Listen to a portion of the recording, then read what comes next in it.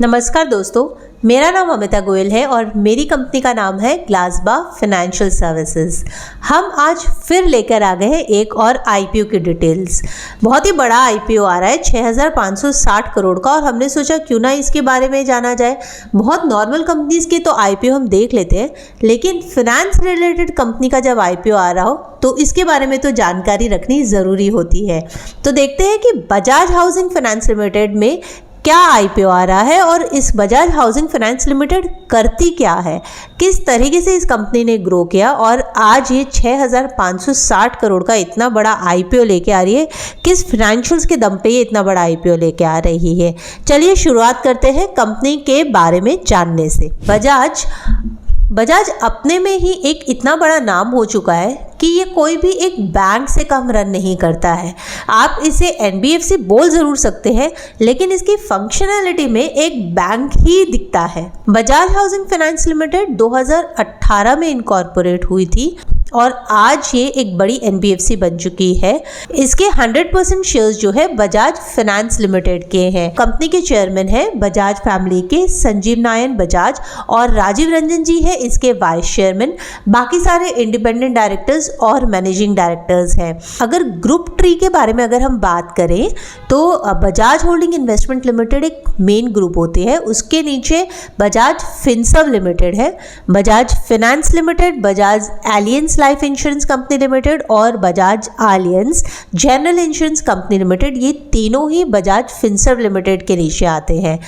इसीलिए Bajaj finance limited के नीचे है बजाज हाउसिंग फाइनेंस लिमिटेड, जो कि इसकी 100% सब्सिडरी हो गई और बजाज हाउसिंग फाइनेंस लिमिटेड की 100% सब्सिडरी हो जाती है Bajaj financial security limited.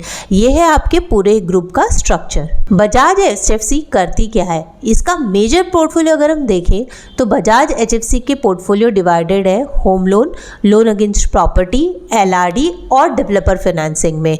Home loan major portfolio cater करता है। 57% ऑफ इनकम आती है होम लोन से। लोन अगेंस्ट प्रॉपर्टी से आती है कुछ 10.47% की इनकम।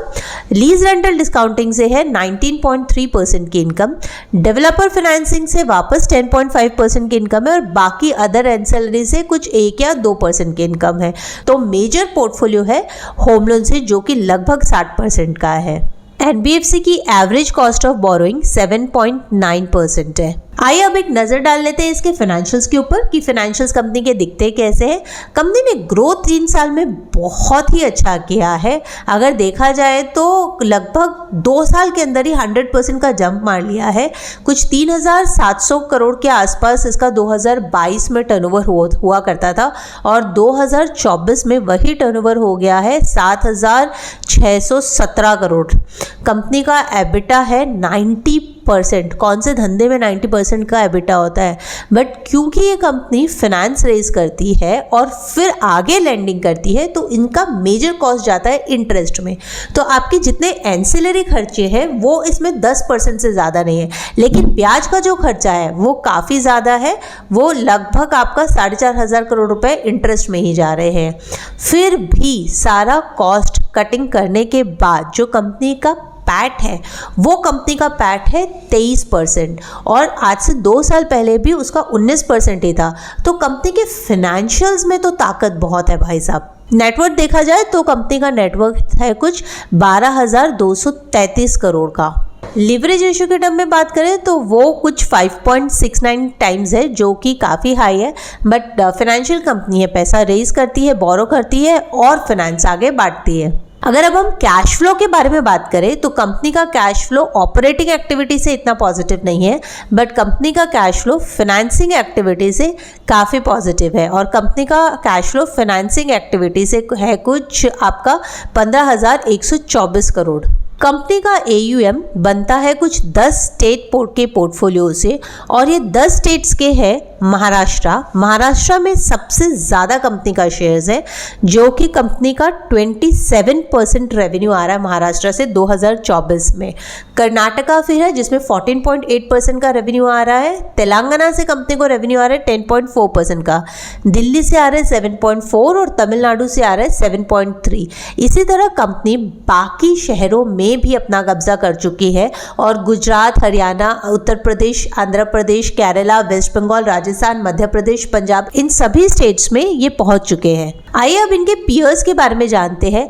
बजाज को लगभग टक्कर देने वाले एक पीएनबी और कैनफिन है। एलआईसी खुद ही बहुत बड़ा एक पोर्टफोलियो हो चुका है, तो एलआईसी तो 3 गुना बजाज के हैं। बट अगर पीएनबी देखें तो पीएनबी बजाज हाउसिंग फाइनेंस के एकदम कट टू कट है और कैनफिन होम्स बजाज के हाफ ऑफ द वैल्यू पे है। आधार फिन वापस 2500 करोड़ की कंपनी है। Face value Bajaj housing finance limited लेके आ रहा है 10 रुपये पे। पी रेशियो इसका काफ़ी हाई पे लॉन्च हो रहा है, 33 रुपये में पी है। बुक टू वैल्यू रेशियो 4.77 है और अर्निंग पर शेयर 2.08 है। रिटर्न ऑन नेटवर्थ की बात करें तो रिटर्न ऑन नेटवर्थ 14.15% है। बजाज का आईपीओ लॉन्च हो रहा है 9 तारीख को और इसका लॉट साइज रहेगा 214। मिनिमम इन्वेस्टमेंट आपको करनी पड़ेगी 14,124 रुपये की और मिनिमम क्वांटिटी ऑफ शेयर्स है 214। प्राइस बैंड है 66 to 70 रुपीज़। कंपनी जो पैसे रेज कर रही है 6,560 करोड़ रुपए, उसमें से 3,000 करोड़ रुपए जा रहे हैं ऑफर फॉर सेल, यानी कि ये जा रहे हैं इनके पेरेंट कंपनी के पास, और बचे जो 3,560 करोड़ रुपए ये फ्रेश इशू शेयर्स किए जा रहे हैं। इससे जो भी पैसा आएगा ये कंपनी के एक्सपेंशन में जाएगा। कॉन्सेंट्रेशन रिस्क नहीं है। बजाज खुद ब खुद एक बड़ा ब्रांड नेम हो चुका है। अगर हम इनके प्रॉफिटेबिलिटी के लिए बारे में बात करें तो 22% का पैट है और ओवरऑल ग्रुप के बारे में बात करें तो ओवरऑल ग्रुप का एक काफ़ी ही अच्छा मार्केट में नाम रहा है। इन सब चीज़ों को देखते हुए मेरी तरफ से इस शेयर्स को ज़रूर खरीदना चाहिए। इसी तरह और आईपीओ के डिटेल्स के लिए या और स्टॉक मार्केट या फाइनेंशियल जानकारी के लिए आप हमारे साथ जरूर जुड़े रहें और हाँ, हमें लाइक, शेयर और सब्सक्राइब जरूर करें। Glasba Financial Services for all your financial needs.